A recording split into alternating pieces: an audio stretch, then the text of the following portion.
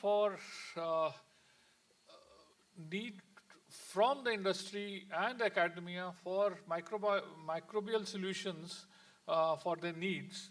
And uh, to do that, there was need for an academic institution to actually cater to the research that needed to go behind all these needs.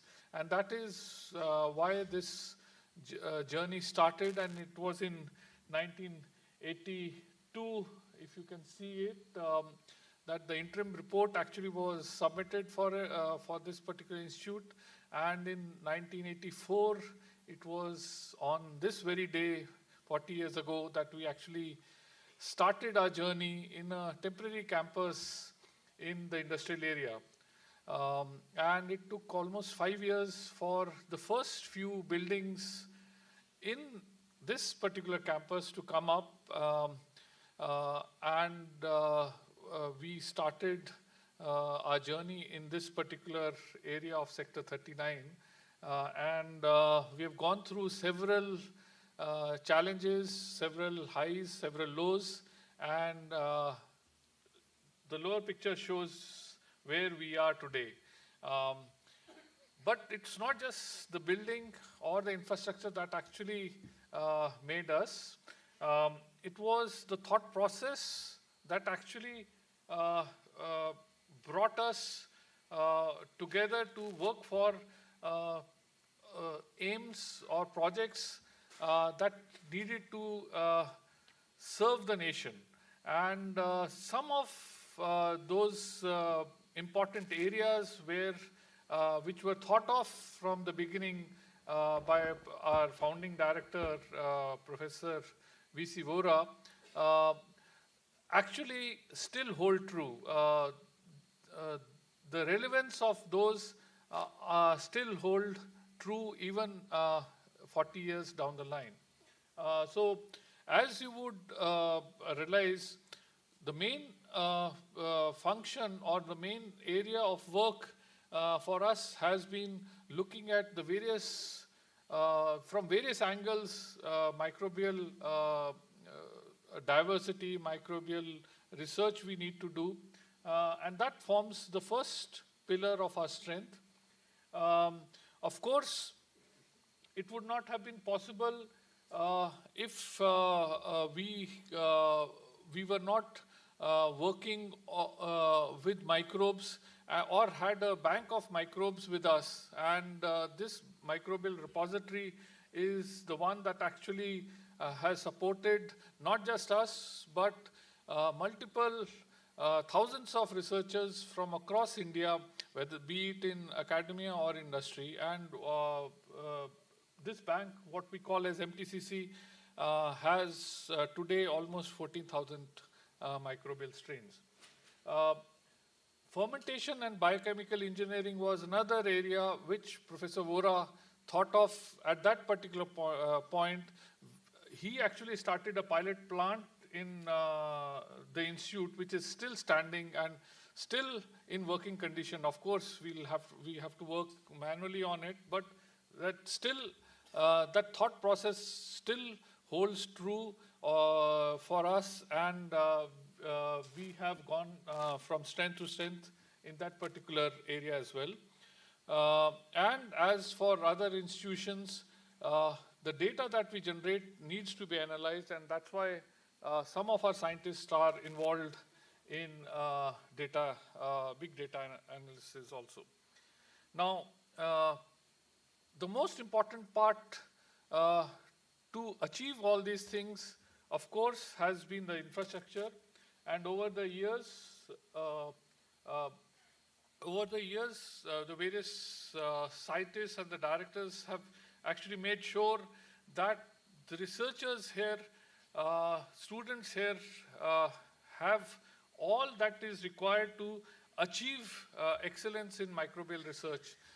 So be it the microbial repository, be it biosafety labs, or computational facilities, we have got everything under one roof. Even smaller equipments are available for scientists and students from the day one when they join through our modular instrument labs. So that's been our mainstay. We also have been lucky because over the years, the most competent people to carry out this particular research, scientists who were involved in this research have actually been recruited and have been taking part in research in the institute. Today we are 50 of us who are working on various areas of microbiology, but over the years around 116 scientists have been part of the institute at one point or the other. We have today, if we are 50 scientists, we have equal number of technical people supporting us, equal number of administrative people supporting us. Students also, if we students also, right now we have around 172 PhD students who work in various research labs. But when I was looking at how many students have actually got their PhD from IMTech, the number is around 800. And that tells us that a lot of good research has been possible because of the students that have actually gone through our institute. One of the ways of looking at, okay, of course, this is just looking at financial picture or financial health of the institution. We get approximately 60 to 70 crores from CSIR on a yearly basis for various things that we do in the institute. But apart from that, the scientists in IMTech actually have been getting lots of industry projects as well as extramural funding, which amounts to around 10 to 15% of what we get from as a core budget. And that has been something very important for all of us in the institute. One way of looking at our success has been, or how we can be judged, is by the awards that we get. Can you go to the next slide? Okay.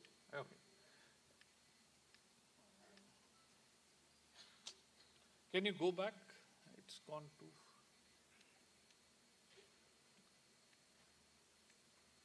Yeah, so several of our scientists and students have been awarded for the research that they've been doing. Of course, this year, after almost 10 to 12 years, one of our scientists, Dr. Ashwini Kumar, got the Bhatnagar Award after a long time that it's come back to the institute. Looking at publications, our scientists have been publishing almost on an average 100 papers per year. And this is just a list of some of the papers from basics microbiology. And we've been publishing in respected international journals. This is a list for applied microbiology, and similarly, it's true here as well.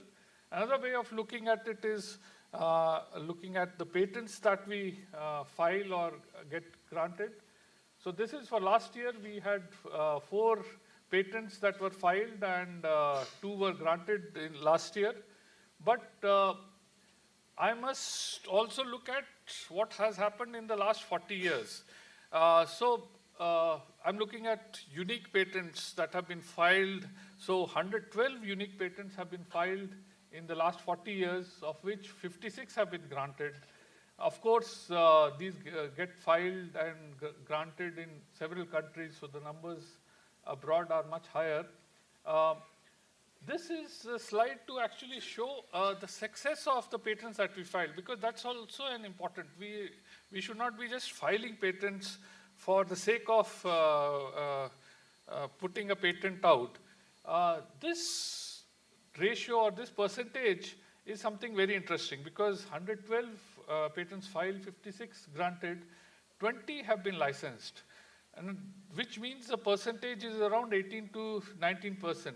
If you look at this percentage worldwide, that percentage on an average around 7 to 8%.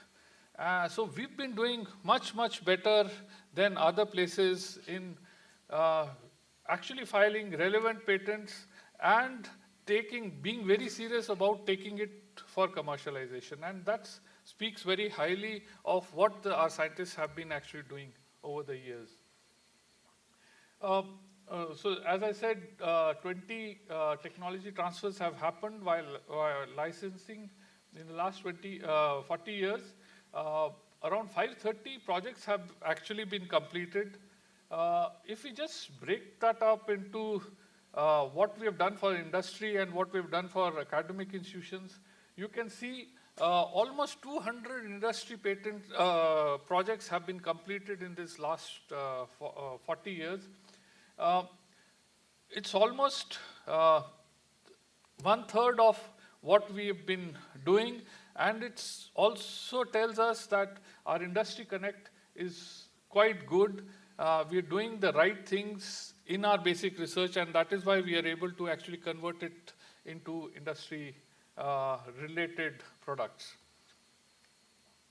Of course, we work with several industries. This is just some of the projects that we have done or started last year. MTCC, as I said, is our microbial repository, and that has a very important role to play, not just for us, but for the nation as well. We don't just have these 14,000 strains that we bank in this particular facility, but we also provide services. And if we look at the numbers over the last 40 years, less than 40 years, it didn't start in 84, it started a little later, but you can see we have served 3,000 industries through our MTCC and almost 7,000 academic researchers. We have supplied more than 1 lakh of microbial cultures across India as well as abroad. And this tells us that this facility actually has been serving the nation quite well. We also, apart from services and providing the researchers microbial strains, we also work very closely with the regulatory bodies, whether it's IDA, FDA, WIPO, NBA.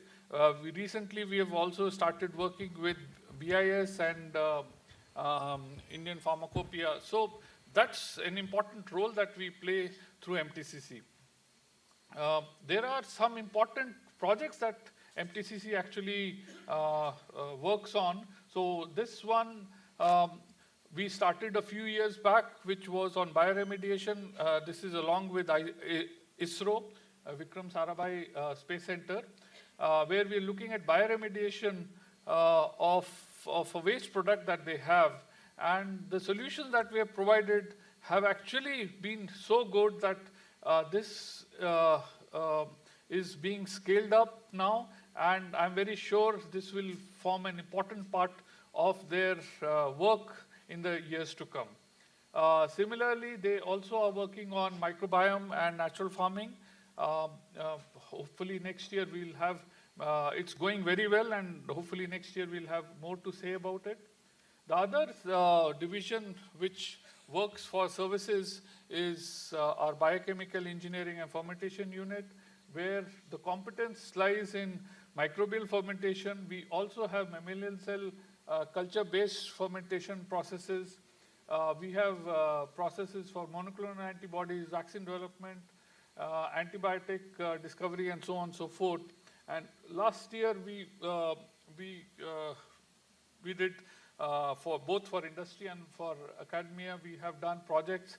I'll just point out one particular project that actually is very important. During COVID, it was realized that India does not have any more APIs that can be produced in the country. And this was a very big setback, because with the supply lines failing and we're not able to get things from China, it was very difficult to produce even the simplest of the medicines. And this is when it was realized that we needed to get the APIs back in India.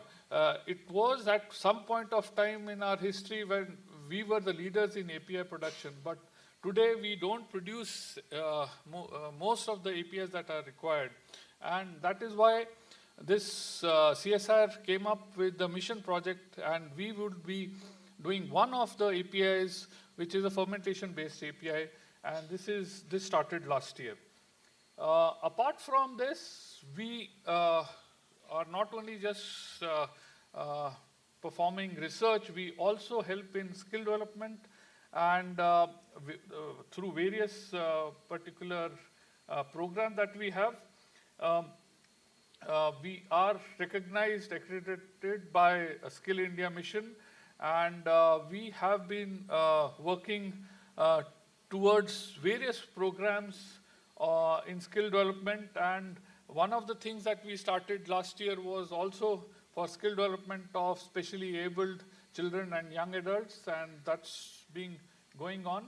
Apart from skill development, we are also interacting with school children through our Jigyasa program. And one of the programs that actually started last year was Shadow a Scientist program, and was a highly successful program. And this started during what is known as 1 week, 1 lab program.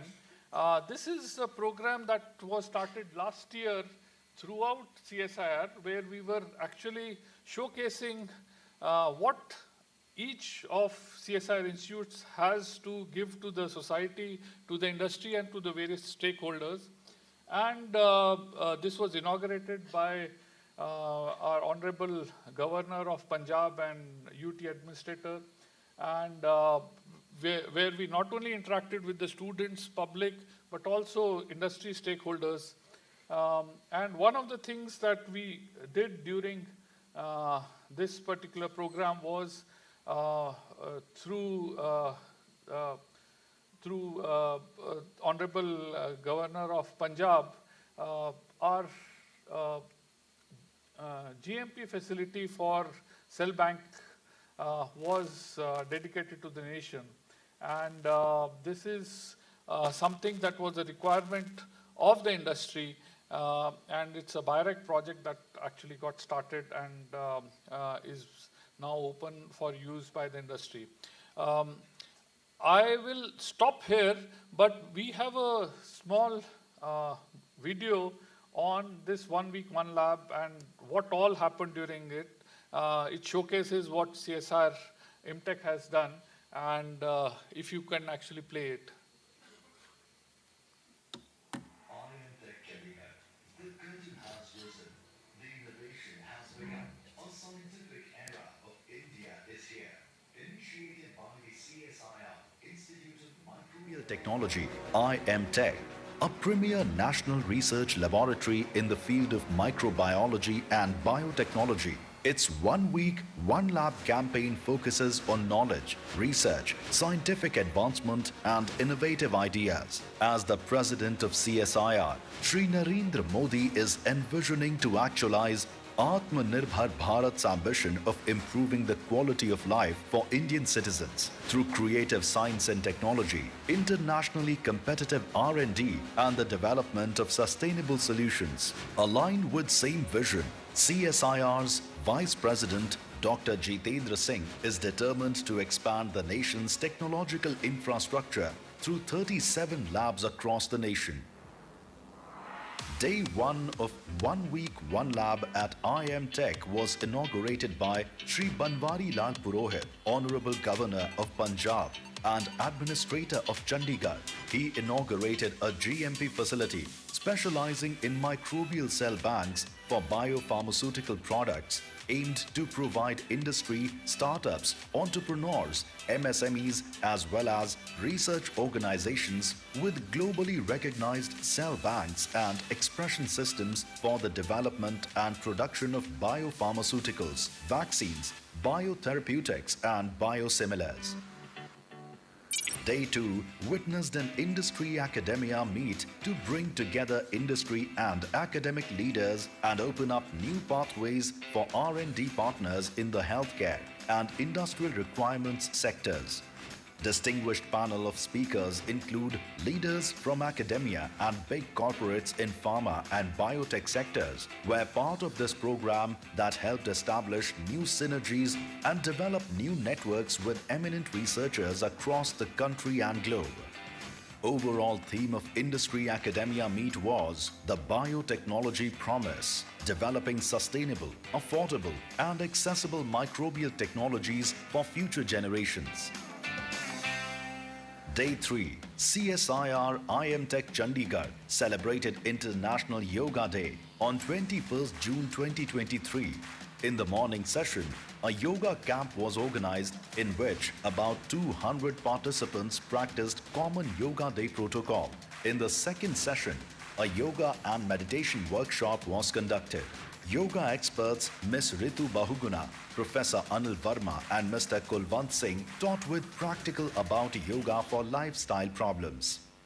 The Day 4 of 1 week 1 lab kick-started with various skill development programs like Skill Vigyan Training Program SVTP in Life Sciences and Biotechnology organized for students of Vinoba Bhave University, Jharkhand, and Summer Research Internship Program SRIP sponsored by Gujarat State Biotechnology Mission for students of Gujarat State were inaugurated by Dr. Sanjeev Khosla, Director IM Tech.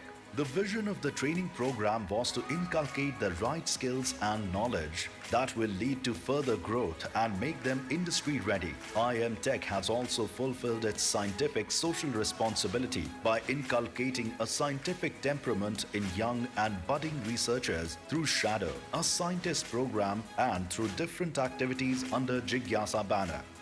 A life sciences startup meet was organized by CSIR IM Tech in collaboration with Punjab Biotechnology Incubator to ensure that various central and state programs that promote innovation, entrepreneurship and startup-driven research ecosystems are convergent and synergistic. During the event, more than 50 startups from Tri-City and Punjab participated. Entrepreneurs were assured that they would have an access to the global network of venture capital, angel funds and mentors through the startup support ecosystem available at PBTI. Success stories and entrepreneurial journey were shaped by founders of different startups who harped that each startup has a different story and trajectory till the time it becomes self-sustainable. Also on Day 5, under the CSIR Jigyasa mission, a 3-day training of trainers program on the Internet of Things in healthcare under the flagship of Atal Tinkering Labs was organized for training of instructors and teachers. National Workshop on Advances of Biopress Technologies ABT Bio 2023 was also organized on Day 5 as a part of the 1 week, 1 lab from 23rd to 30th June 2023 with the theme Vaccines and Biotherapeutics. The major goal of this workshop was to impart intensive hands-on and classroom training to participants on microbial and mammalian cell culture, biopressing for the development of E. coli-based biotherapeutic protein and CHO cell-based monoclonal antibody respectively. The laboratory was open to the general public on all 5 days, and several hundred people including researchers, students, kids, scientists and media personnel visited the lab. As the last day came to an end, Hearts were filled with gratitude, rewards, renewed spirits, and new promises.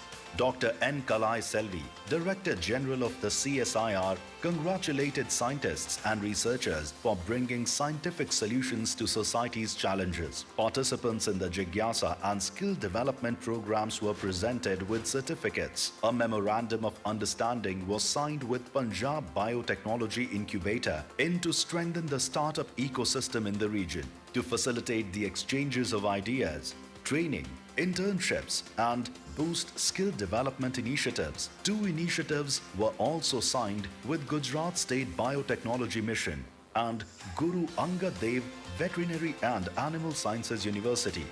1 week, 1 lab was a milestone in IM Tech's glorious history of 40 years in terms of networking and taking science to the common man.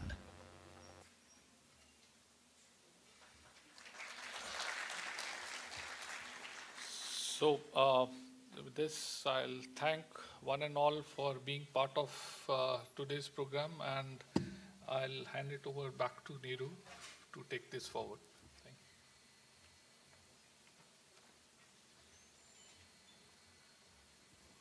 you. धन्यवाद sir. कार्यक्रम को आगे बढ़ाते हुए कुछ नाम स्वयं अपनी पहचान बन जाते हैं, उनको किसी परिचय की आवश्यकता या अपेक्षा नहीं होती। मैडम प्रोफेसर रेणु विग भी एक ऐसा ही नाम है, परंतु कार्यक्रम की रवायत को पूरा करते हुए मैं अनुरोध कर रही हूँ doctor S Karthikeyan, chief scientist MTech से, कि कृपया आज के मुख्य अतिथि का परिचय देते हुए फाउंडेशन डे एड्रेस के लिए आपको आमंत्रित करें। Doctor Karthikeyan.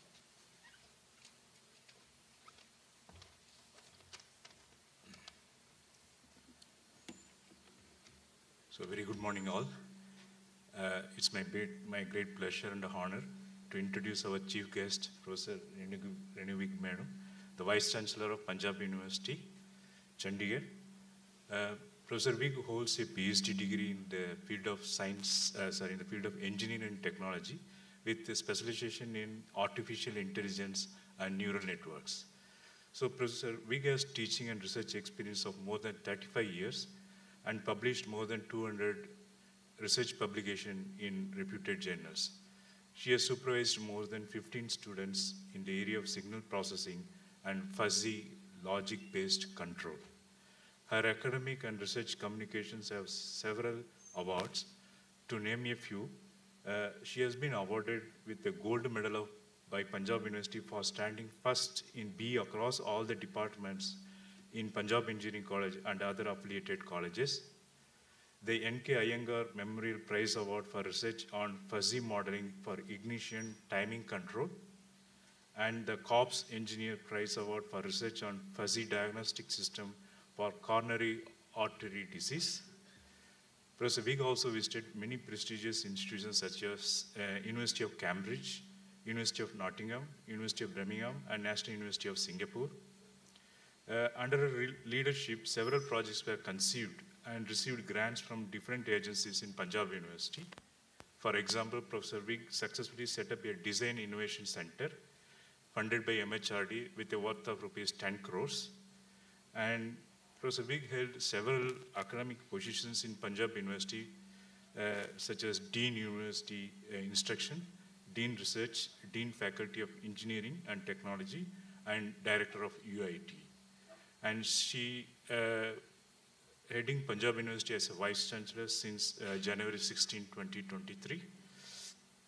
With this brief introduction, I invite Professor Vig for delivering a foundation lecture. Thank you.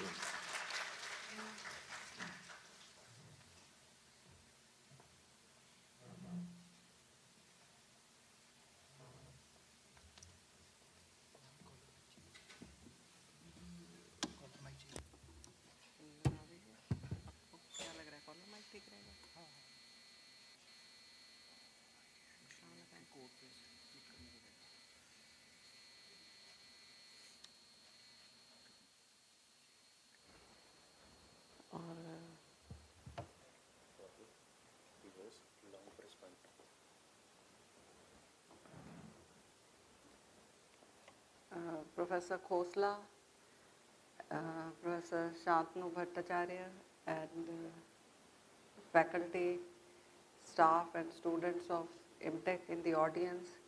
So when Professor Khosla asked me to come to MTech on the foundation day and give a lecture, my first reaction was that I am a technology person, so you know, what kind of a lecture I can give to students and scientists in MTech. So, you know, instead of presenting some project that I have done, I thought of giving, talk about technology in general and the impact technology has on society. So far as technology is concerned, change is the only constant because it is always evolving. And as it evolves, it improves our standard of living, it improves the infrastructure any nation has, and it also changes the way we live. The way we lived in 1980s is very different from the way we live now. And to briefly, the outline of the presentation is I'll talk about how, you know, we shifted from landline phones to mobile communication, and all this became possible due to satellite communication, and that became possible due to our space program, and we also have our nuclear program, and how the infrastructure has been building up in India, and how the automobile industry has been changing, and now we also are talking about Industry 4.0 and the kind of opportunities these various technologies provide to the youngsters and society in general. So if I talk about, you know, this, the way we communicate with each other, then, you know, in 80s, we used to have landline phones, and to get a landline phone, we had to apply to BSNL, and there used to be a queue, and you used to get phone. It was on first come, first serve basis, and not every household had a phone. And in early 80s, when Sam Petroda came to India, he was here and his family was in Chicago, and when he tried to call his wife, he realized that it's a Herculean task to call a person from India to Chicago, because that was the time when we used to book trunk call in the post office, and the line used to be very noisy and the delay was too much. So he said that he is going to fix the telephone problem in India. And then when he said that, he says that people in India told him that India has so many other problems. We have water problem, we have electricity problem. Why you are worried about phones? Let's focus on more important things. So he said he doesn't know anything about how to fix water problem or electricity problem, but he knows how to fix the telephone problem. So he'll focus on that only. And that was the time when we had, these digital switching. We were using digital switching technology and electronic exchanges in BSNL. And the problem with those exchanges was that we used to import them, and they were designed for developed nations, whereas the Indian diversity is different. In urban India, we have dense population, but in rural India, the population density is not so high. So those exchanges were good for cities, but rural India was not connected. So then in India, the CDT, Center for Electronic Department was set up, and they build their own small exchange, rural exchange, and that's how, the rural India also got connected. But then, like I said, technology is ever evolving. So again, technology evolved, and from landline, we were moving to we were moving to wireless communication or mobile communication, and when that came, everything changed. There was a time, in Punjab University also. Punjab University is situated in two sectors, Sector 14 and Sector 25. And University Institute of Engineering and Technology is in Sector 25. And Dental Institute is also in Sector 25. So in 2000, in early 2000, when I joined UIT, the then Vice Chancellor told me that in the Sector 14 campus, we had EPBX and everybody was connected on through intercom, but how to connect Sector 25 to Sector 14? And a 100 core cable was laid between Sector 25 and Sector 14, and Sector 25 was connected to Sector 14, but then it was only 100 core cable, and there were only about, with some parallel connections, we could only connect about 100 to 150 faculty or staff to Sector 14, whereas the number of faculty and staff in Sector 25 was around 500 at that time. So the Vice Chancellor told me that, we should upgrade our exchange system in Sector 14, or maybe, we need a independent exchange system in Sector 25. So you give me a solution. And then when we started looking into the details of providing the solution, we realized that the expenditure would be in crores, because there was no way, we could be connected. If we set up an exchange in Sector 25, then connecting it to 14 was not feasible.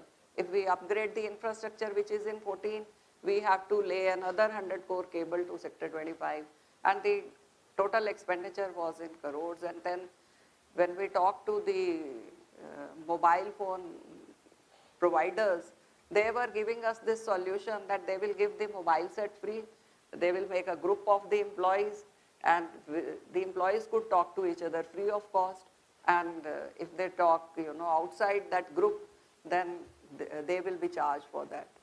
And when I gave this solution, when I told the Vice Chancellor that it's not advisable to upgrade our exchange or to have a new exchange in Sector 25, because with mobile phones coming in, this way of communicating with each other will soon be outdated. And the Vice Chancellor was very upset with me.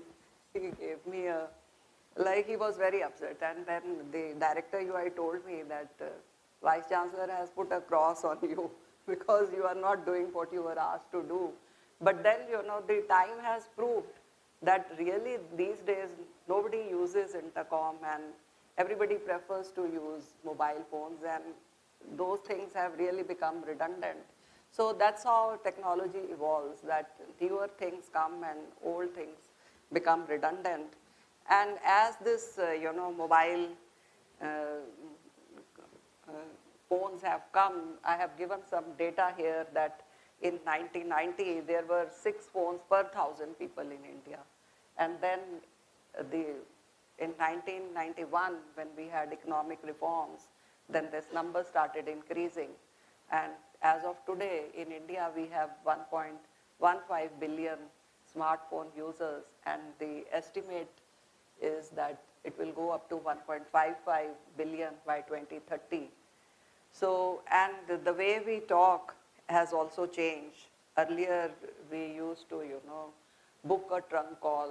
Then we had this STD facility in our homes where we had some code and we could make a trunk call, or we could make a long distance call also. We used to have codes for cities, and that's how we used to make a call from one city to the other. That's how, the code for Chandigarh is 0172. And then if we talk about mobile technology, then mobile network technologies, the evolution has been from first generation to now today we are talking about 5G. So if I look at the history, then 1G was launched by Nippon Telegraph and Telephone in 1979, and it was introduced in Tokyo. And by 84, the first generalized network covered all of Japan. And Japan was the first country to have 1G service nationwide. And then in 83, Ameritech introduced 1G in the United States, and Canada also got its coverage by mid-1980s. Then we had Motorola, which introduced the first commercially available cell phone to the public in 1983. So 1G, it was revolutionary, but it suffered from low sound quality, low coverage, large amounts of static noise and background crackling. No roaming support was there, no security because there was no encryption, and download speed was low, which was around 2.4 kilobits per second. So then from 1G, we came to 2G, which was launched on the Global System for Mobile Communication, GSM. So that was launched in Finland in 91. So then 2G introduced encrypted calls. It improved the quality of sound. It reduced static and crackling noises. It improved download speeds, 2.2 megabits per second, enabled rudimentary data transfer also, and introduced text messages, we call SMS today, and multimedia messages as new forms of communication. Then we had 3G. So 3G was deployed for public in Japan in 2001. And 3G focused on standardizing vendors' network protocol and allowed international roaming service also. So 3G had 4 times the data transferring capabilities of 2G, reaching up to 2 MB per second on average. And it also enabled video streaming, video conferences, live video chat. Emails also became another standard form of communication over mobile devices. So 3G enabled the ability to surf the internet and stream music on mobile with better download speed. So smartphones, they started gaining popularity and allowed users to listen to music, call, text, and search through the internet on their mobile devices. So the 2 major smartphone competitions at that time were BlackBerry and Apple. And iPhone came in 2007 to the market. Then we had 4G, and it was, introduced in Norway near the end of 2009. So starting at a minimum of 12.5 megabits per second, 4G provided high quality video streaming, chat, fast mobile, web access, HD videos also, and online gaming. So, the features kept on enhancing with each evolution. And when we switched from 2G to 3G, we only had to change our SIM card in the mobile phones. But then when we shifted to 4G, the mobile devices were, specifically designed for 4G, and we had to change our mobile phones also if we wanted to shift to 4G. And now we have 5G. So 5G was introduced by South Korea. South Korea was the first country to offer 5G in March 2019. So 5G has again, reduced latency, and the download is considerably faster. Upload speeds are also higher than 4G, and the latency in case of 5G is down to 1 millisecond. There was a time, when we used to make international calls, especially when we used to do this standard trunk dialing using landline phones. There was a considerable delay when I would speak and I would get my answer from the other side. So the delay was noticeable. And even with mobile phones, you could notice the delay. But now the delay is so less. With 5G, the delay is down to 1 millisecond. So it is not apparently noticeable, the delay when I speak on the phone on an international call and get my answer back. It appears to be continuous communication. So the 5G also supports, larger frequency range and supports other technologies and devices also. So it is suitable for IoT deployment, which is needed for smart cities and industries. So applications, of 5G, it has enabled wireless data transmission, cellular-enabled devices such as smartphones, laptops, IoT devices. So now, all our devices are connected to each other. Mobile phone is connected to the iPad at home. It is connected to your laptop also. So WhatsApp message, which you can send from your phone, you can send from your laptop also, or from your iPad also. A FaceTime call or a video call that you are getting on your phone, if your phone and your iPad are connected, you can get your call on your iPad also. And, when we were going through COVID, the way we were doing teaching learning, the university was not opening and we were taking online classes. So all that was possible because of these technologies. When the university was closed and when we decided that we are going to have the classes online, even people like me, even I thought that how I am going to take my class. Because I am so used to teaching in the class on the blackboard. I have never used PPT for teaching, and anyways, the subjects that we teach, they have a lot of equations, diagrams, and graphs, so it's not so easy to make the PPT also. And so then, my daughter told me that, I said, I want something, I'm writing on it and my students should be able to see it. So then I came to know that I can use this iPad with the iPencil, and I just have to download some app like GoodNotes, and whatever I write, it can be shared with the students and they can see. So that's how, we started teaching, and in engineering we have to do a lot of experimentation also, and the IITs have developed these virtual labs, and we were using those labs to conduct our experiments also through online mode only. So all this became possible due to technology, and all these wireless, technologies or wireless communication or internet access, this has become possible due to satellite communication. So we are doing all this through satellites.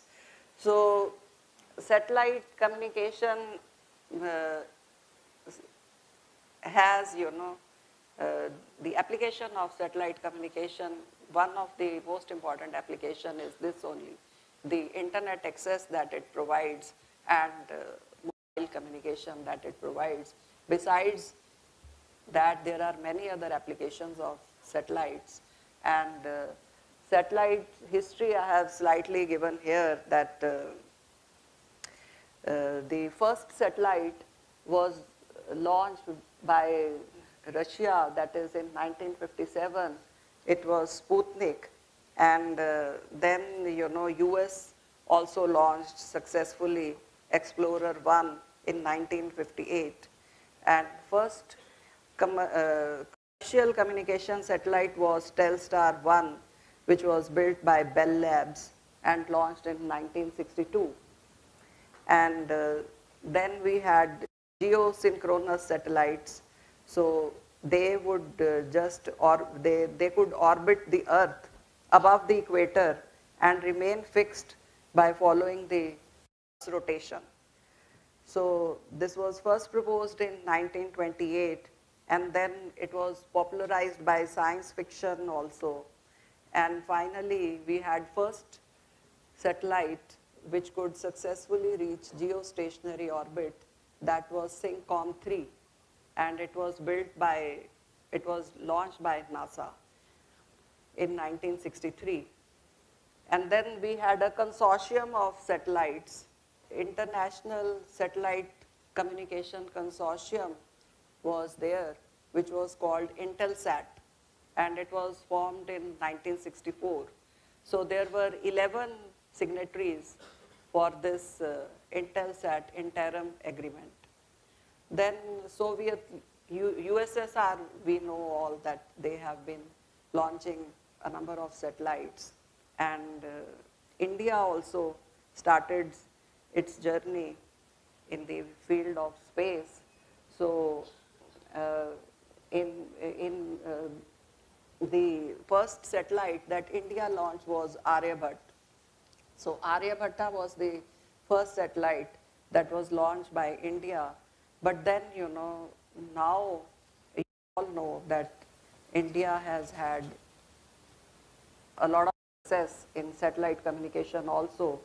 So today, if we look at the figures, then India has launched 431 satellites for 34 countries. So India's space program also has done well, and we have high throughput satellites, we have low Earth orbit satellites, we have medium Earth orbit satellites. So low Earth orbit satellites, they are specifically designed for IoT applications. So they offer advantages such as lower latency, improved signal strength, higher data throughput, and they are very well suited for IoT data transmission. So for these low Earth orbit satellites, we have this constellation of Starlink satellites. So Starlink has a consumer base of more than 2.3 million subscribers across 70 countries. And it delivers high speed, low latency internet to users all over the world. And it is capable of streaming, online gaming, video calls, and much more. So this satellite communication, again, it has been driven by the evolution of technology. So one factor which has driven satellite communication is miniaturization of technology. So when we talk about semiconductors, then Gordon Moore in 1965, he predicted that number of transistors that can be configured in a chip, that will double every year. And industry followed that prediction, the number of transistors that could be packed in an IC, that kept on doubling every 1 year or 18 months. And in 1975, he said that the number of transistors that can be packed in an IC will double every 2 years. And industry has been following that religiously. So when the number of transistors that can be packed in an IC, they keep on doubling, so that results in miniaturization, and we have sleeker and sleeker products. You can see that the weight of the laptops and iPads and phones has been decreasing, and they become more sleek, and they become smaller in size. In fact, the earlier television, it had a lot of depth because the display was based on cathode ray oscilloscope. And nowadays, if you see the televisions, they are very sleek and you can just hang them up on the wall. So all this has been possible due to miniaturization that happens. So, and moreover, these spacecrafts are being built in such a way that they can be reconfigured. So now it's not about having, customized spacecrafts or customized products. Rather, it is reconfigurable things which can be scaled up. So the emphasis is on R&D facilities which can provide for scaling up and producing devices which can be reconfigured rather than tailor-made things. So all this has also resulted in small startups which are also contributing in this, all this. All of you know that in US we have SpaceX, which is making Falcon, and in India also we have many startups which are contributing to the space program of India. So we have now companies which are mass producing components, and testing costs are coming down. And then we have advancement in technologies such as 3D printing, digital twins. So they are, enabling optimized satellite designs. So the processing power is improving, data storage is improving, cameras, technologies are improving. So the way the satellites are being used to take images, so all those things are being strengthened and enhanced. So if we look at the evolution of space program of India, then you can see that the first satellite, Indian satellite, was Aryabhatta, which was launched in 1975. And then, you all know that we successfully landed on moon with our Chandrayaan-3, and we also have Aditya L1, our solar mission. And ISRO is working on collaborative projects with USA, as well as recently they've started another project with Japan. So international collaborations are also there. And ISRO also has the world's largest constellation of remote sensing satellites. And it's not just contributing to its space program, but it has also given rise to many spin-off technologies. So spin-off technologies are those technologies which are developed using R&D facility of ISRO, and they are supported by ISRO. You might have seen, some videos of Dr. Abdul Kalam, where he says that whenever they launch whenever the space program was successful, it gave him a lot of happiness.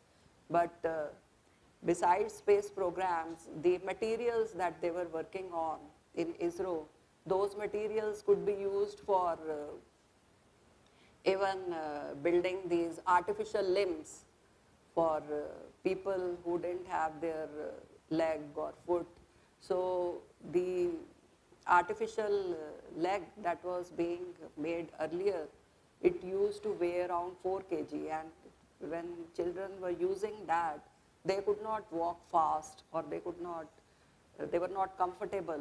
And then the composite heat resistant materials which were used in the ISRO lab, when those materials were used, then that artificial leg was 10 times lighter. So if earlier it was weighing 4 kg, now it weighed only 400 grams, and children could walk fast, and they were happy to wear that, and he got maximum satisfaction from that. And ISRO also has transferred many technologies. Recently, it was there that they have transferred this another material, polyurethane, to a manufacturer in Jaipur that manufactures this artificial foot.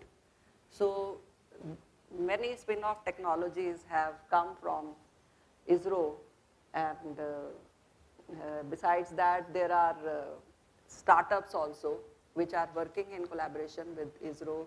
So whatever ISRO is making, 75% of the components are being made by these startups or MSMEs. So there are many registered space startups like Skyroot, SatSure, Dhruva Space, and Bellatrix. So they are developing technologies which are ranging from satellite-based phone signals, broadband, OTT, and 5G to the operation of solar farms, space tourism, commercial remote sensing, and much more. So the I would say that the accomplishments of ISRO have given confidence to our youth also that we can do mega projects also in India and we can do them successfully.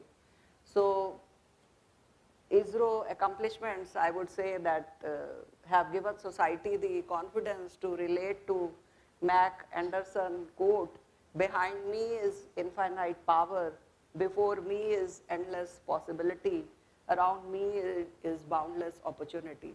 So with all this, Make in India program, there is lot of opportunity for our youth, and they can also think of designing or producing some component for bigger organizations like ISRO. And then we have our nuclear program also.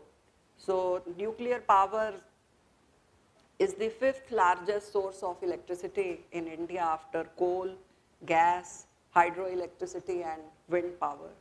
So India has 22 nuclear reactors in 8 nuclear power plants with a total installed capacity of 7,380 megawatts.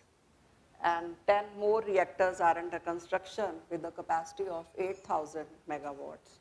So this nuclear power, it is expected, that it will continue, that India is producing will continue to grow, and it will improve from 66.1% to 74.4%.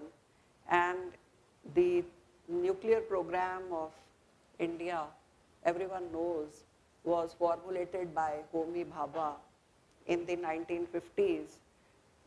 And basically the aim was that we should be independent in terms of our energy production.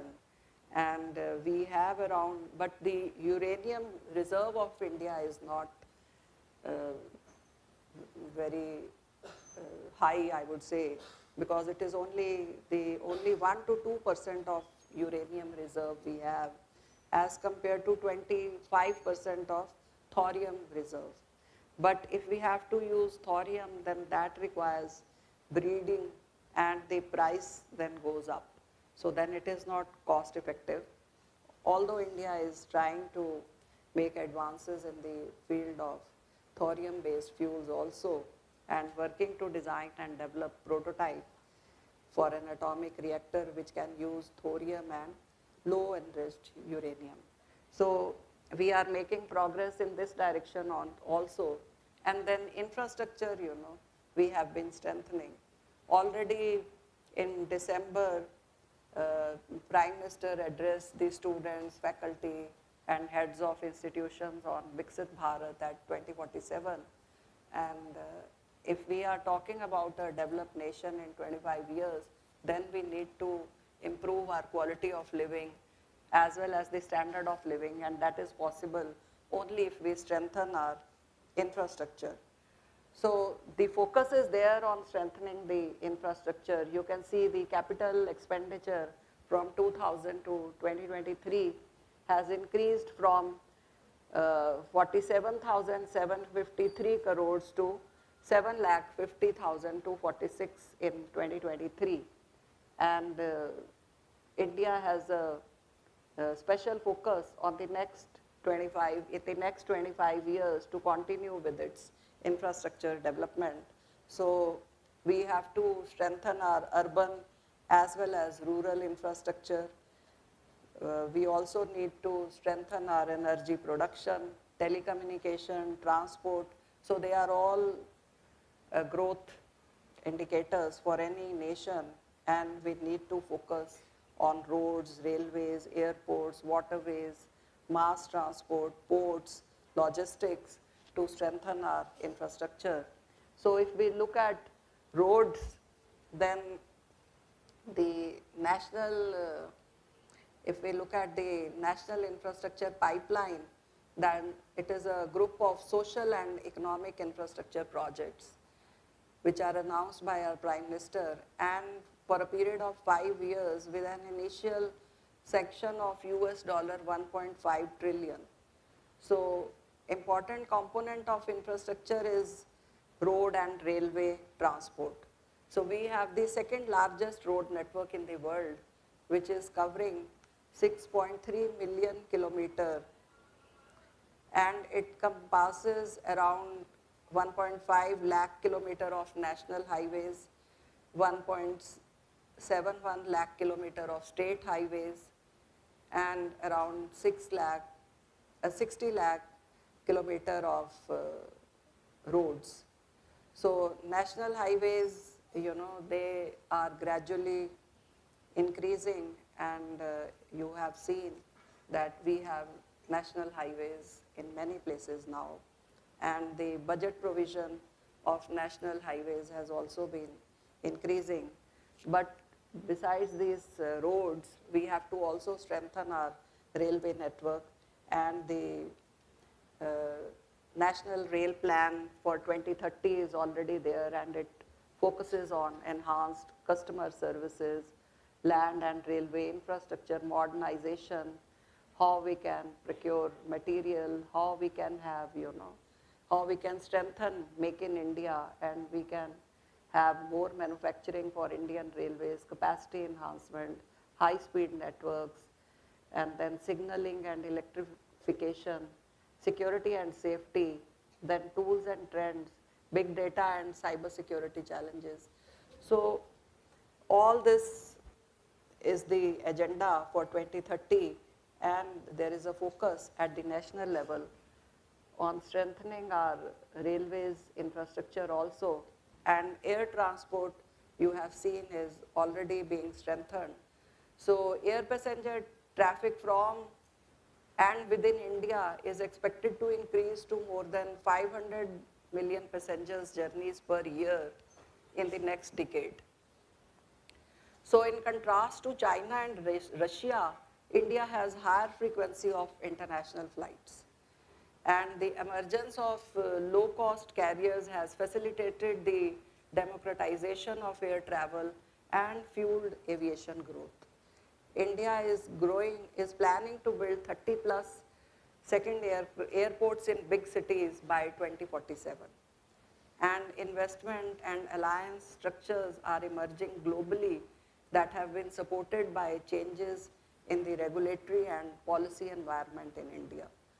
So the National Civil Aviation Policy, which was approved in 2016, it covers the broad policy areas such as regional connectivity, safety, air transport operations, and then requirements for international operations, bilateral traffic rights, fiscal support, maintenance, repair, overhaul, air cargo, aeronautical, and Make in India.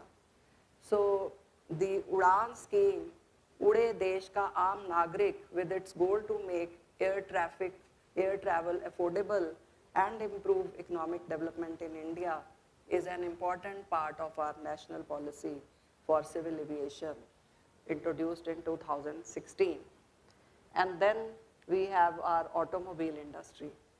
So automobile industry, we require that the automobiles should be affordable and efficient.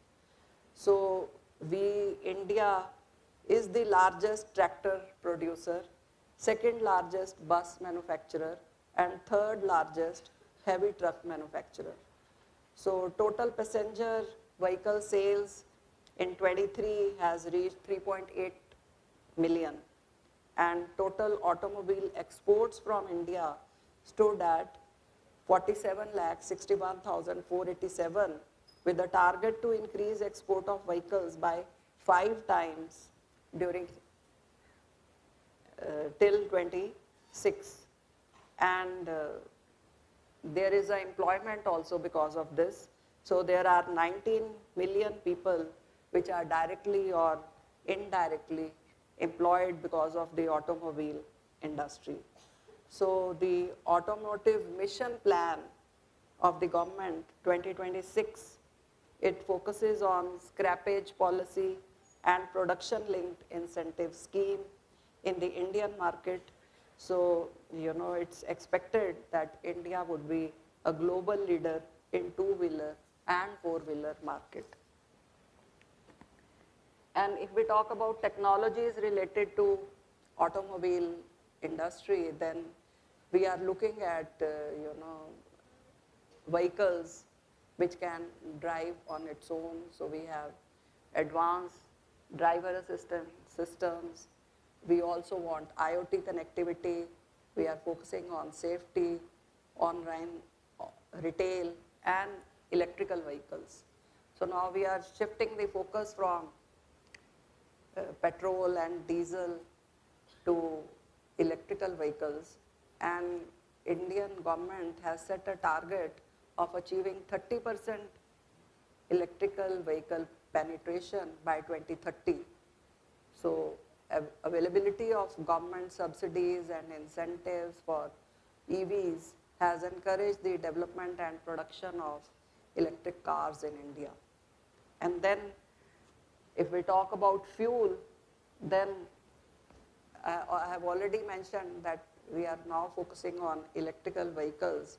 But then, besides electrical vehicle, we are also looking at ethanol, and we are also talking about hydrogen that can be used. So the aim, what we want is, we want to reduce pollution, and we want to reduce carbon footprint. We want to reduce oil and fuel import bill through domestic alternative substitutions. And this will also create more jobs and strengthen the economy of our country. So India has achieved a significant milestone in the field of, the way, in terms of numbers of electrical vehicles that are there.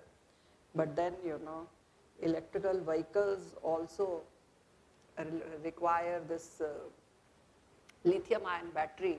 And again, we don't have too much of lithium with us. So it is better to focus on alternate fuels. So India is trying to focus on hydrogen fuel cell vehicles and biofuels, such as biodiesel, which can be extracted from vegetables or animal fat. So we have to, make sure that our dependency doesn't shift from from petrol and diesel to completely on electrical vehicles, because again, for sustaining electrical vehicles, we require electrical batteries, and it will be better to have alternate sources of fuels to meet the demands of our nation.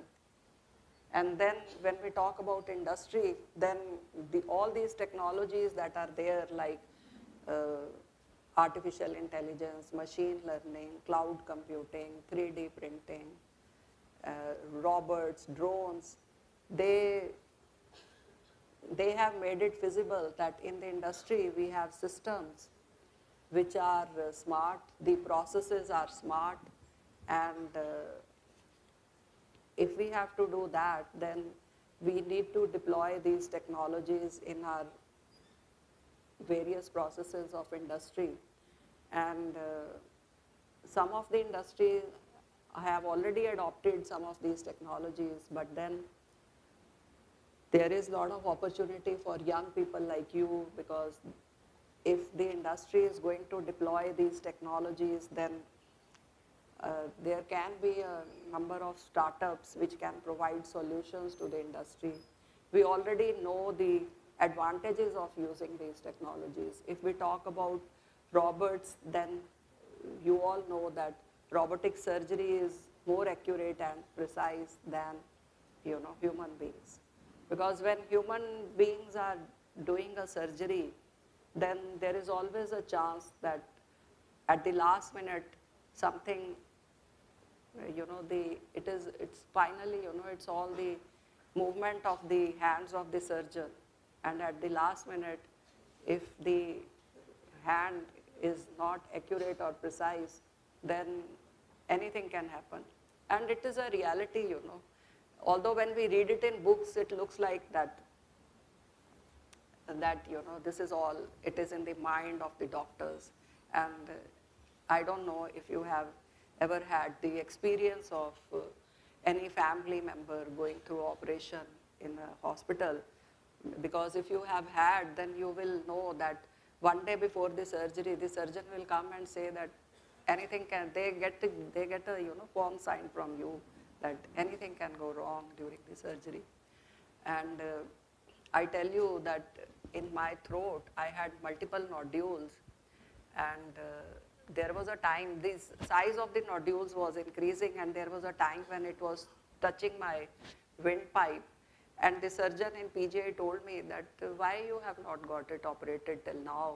You should have done it long time back. And I told him that every time I came here for a checkup, the surgeon told me you get your FNAC done, and every time the FNAC came, the result was that it is benign, and the doctor said, okay, don't worry. And so I never got it operated, but then the size had been increasing. So, and it had to be removed. So getting an operation done in PGI is also very tough. So we thought we'll do it in Fortis. But then when we went to Fortis, we realized that if there is a problem, at the last minute, they will also tell us to go to PGI. So better to go to PGI only.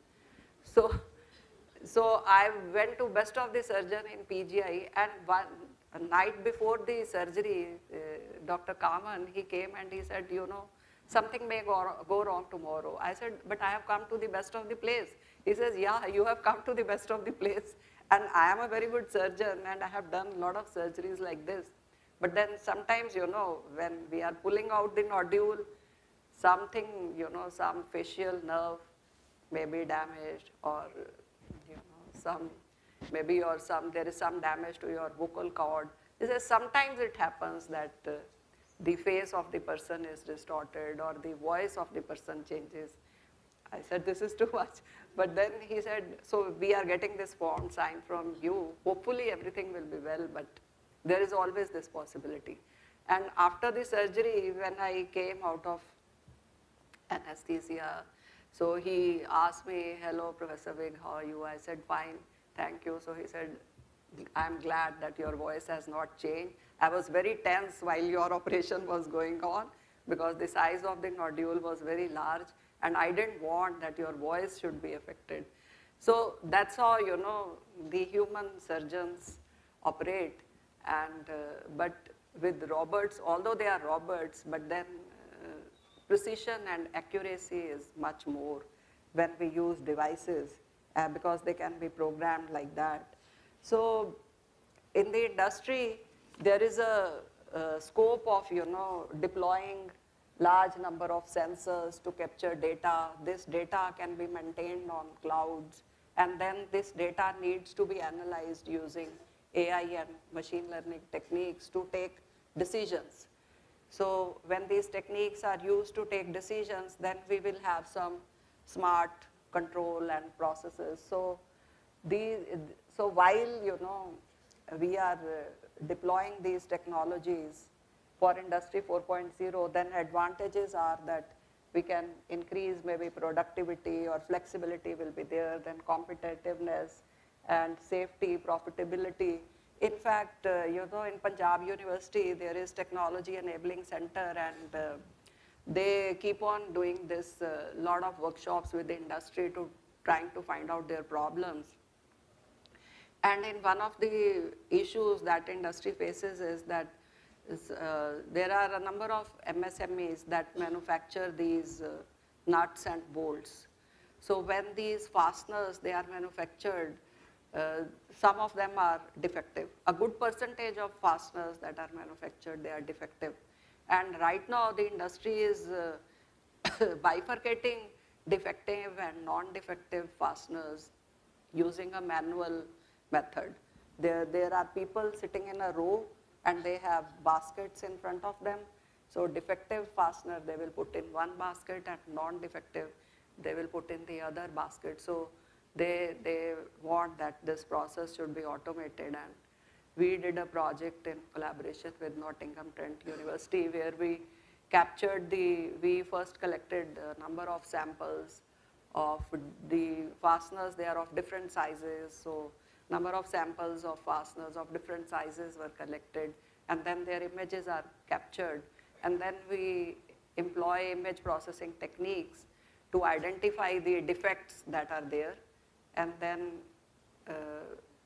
we can use a conveyor belt on which those fasteners will be moving, and while they are moving from one end to the other of the conveyor belt, on one end the image would be captured and the image would be processed to find out whether the fastener is defective or not defective, and at the end of the belt the fastener would go to one of the baskets, defective or non-defective. So that way the process can be automated, and there are many problems like that, which could be automated using technology, and there are a number of people who are already working on these things, but this also means that there is a lot of opportunity for youth to have their own startup and provide solutions to the industry, and many young people are doing those things also.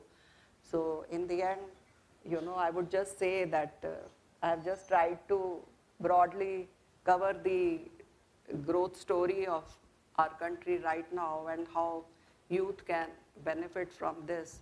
And hopefully, I am very sure that you people are also using technology for your research work.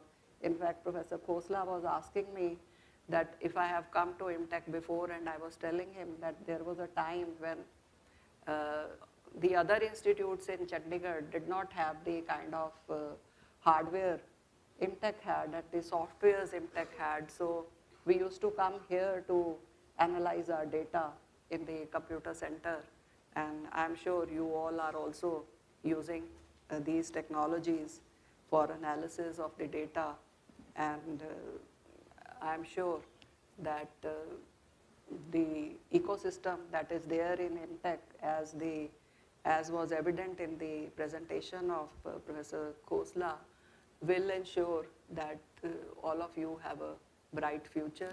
Wish you all the best. Thank you.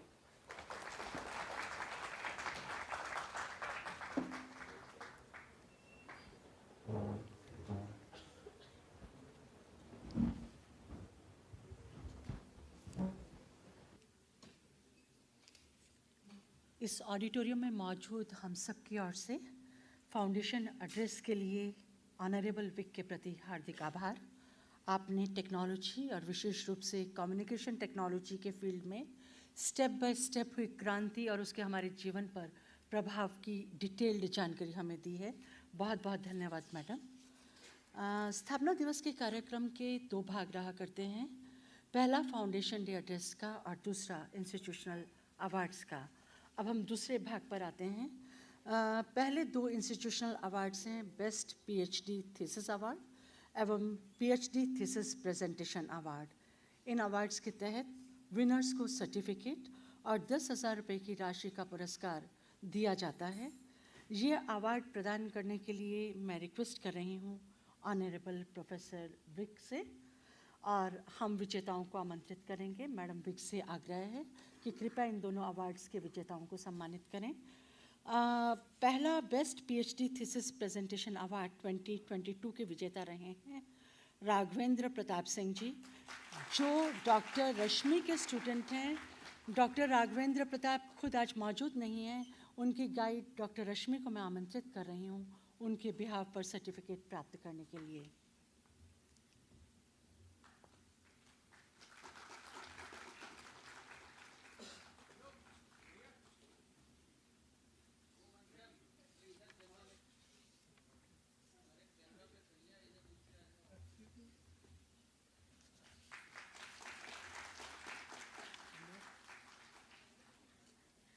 Best PhD thesis award 2022 प्रदान किया जा रहा है doctor Gaurav Kumar को, जो doctor Amit तुली के student हैं। Doctor Amit तुली से जानकारी मिली है कि इस समय वो अब्रॉड हैं, तो डॉक्टर तुली आमंत्रित है उनके बिहाफ पे सर्टिफिकेट प्राप्त करने के लिए।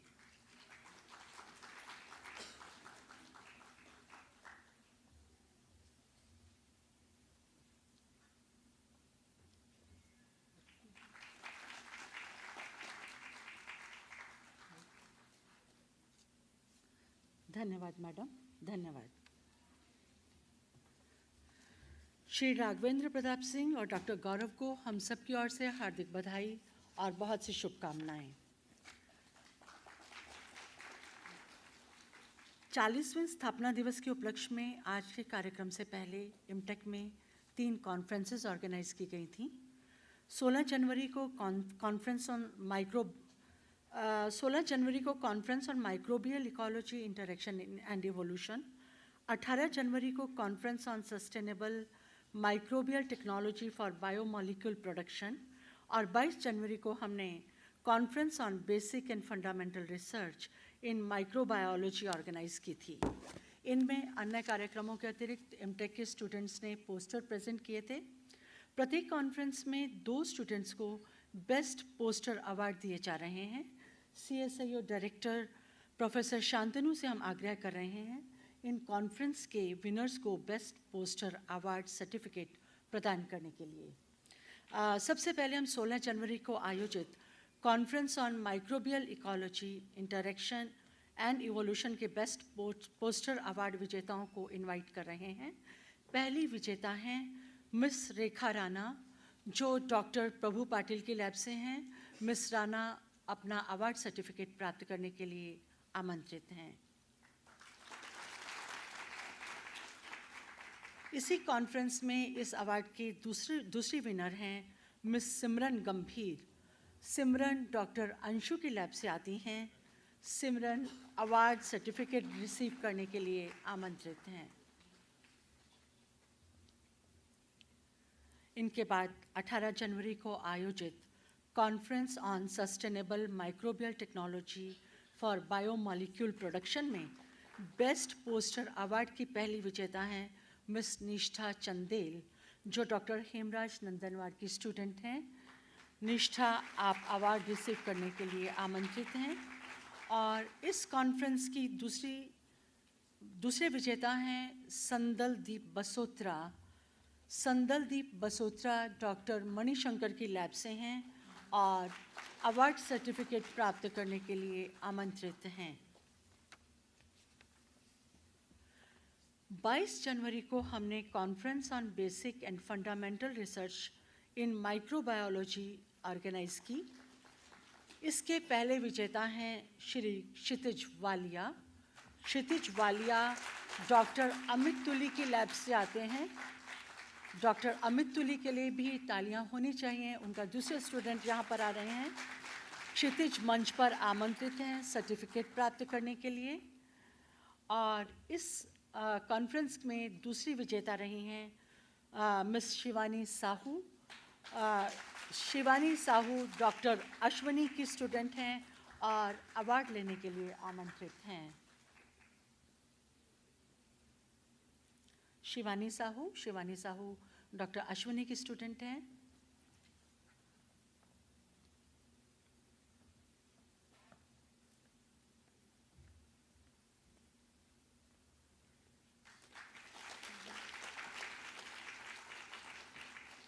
धन्यवाद सर। बेस्ट पोस्टर अवार्ड के आप सभी विजेताओं को हार्दिक बधाई। कार्यक्रम को समाप्ति की ओर ले जाते हुए हम संस्थान निदेशक डॉक्टर संजीव खोसला से आग्रह कर रहे हैं आज की माननीय मुख्य अतिथि को संस्थान की ओर से शॉल के रूप में सम्मान प्रदान करते हुए एक मेमेंटो भेंट करने के लिए।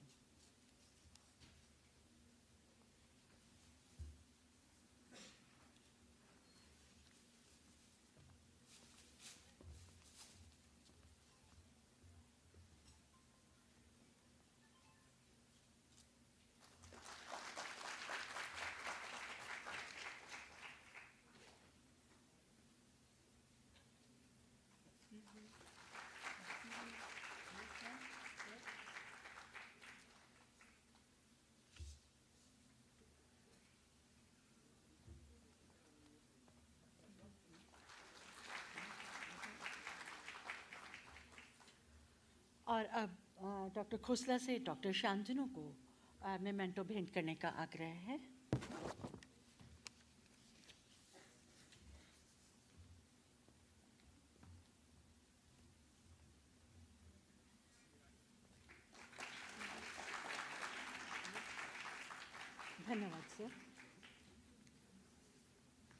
हम इस यादगार सेशन को क्लोज्ड डिक्लेयर करें, उससे पहले डॉक्टर दिव्येंदु सरकार, chief scientist, formal vote of thanks propose करेंगे. डॉक्टर सरकार, please.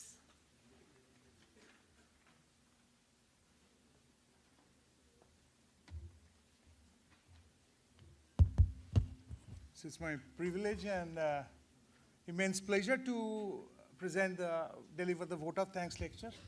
Vote of thanks to all my fellow colleagues and to the invited guest, our Vice Chancellor, Punjab University, Professor Renu Vig,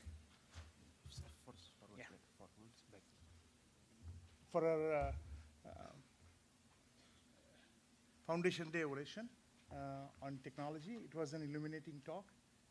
Thank you, ma'am. Our guest of honor, Professor Shantanu Bhattacharya.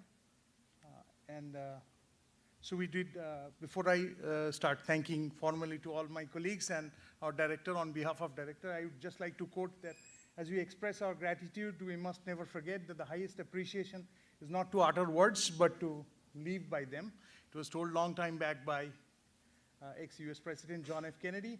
Nevertheless, it's our duty. No duty is more urgent than returning thanks to all the colleagues and the entire team that worked tirelessly for several weeks to make this possible. I would formally thank all the chief guests first, Professor Renu Vig, as I said, Vice Chancellor, Punjab University, for giving the Foundation Day oration, Dr. Sanjeev Khosla, Director, IMTech, on behalf of whom I'm thanking all of you. And thank you, sir, for standing behind us, organizing the whole thing, and running the show. All my scientist colleagues, they have done a terrific job. I'm grateful to all of them. We are actually, because all of them have been, it was over the week, several small satellite meetings took place, as you all know. All my scientist colleagues have participated in that, and they have done a wonderful job, a terrific job. Please give a big round of applause for all of them.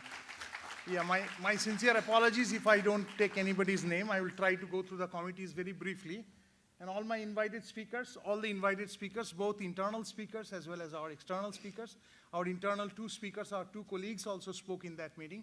And in these series of meetings, also many brilliant speakers and researchers all over the country, across the nation, were invited. They all did a wonderful job. So we are grateful to the members, as I said, without whom we could not have done this successfully. So the Common Overseeing Committee, out of which some of us were members, Dr. Karthik, Dr. Ramya, Dr. Patil, Manoj Tripathi, all of them participated in the Common Overseeing Committee. We all have been very careful, worked hard. Registration Committee did a splendid job. Scientific Committee, I would just briefly name the core coordinators who took the most of the hit. So MTCC was Suresh and Prabhu. They did a wonderful job. BRPDC, Anirban, Hemraj, they did a wonderful job. Basic microbiology, the primary work was done by Ramya and Oshini.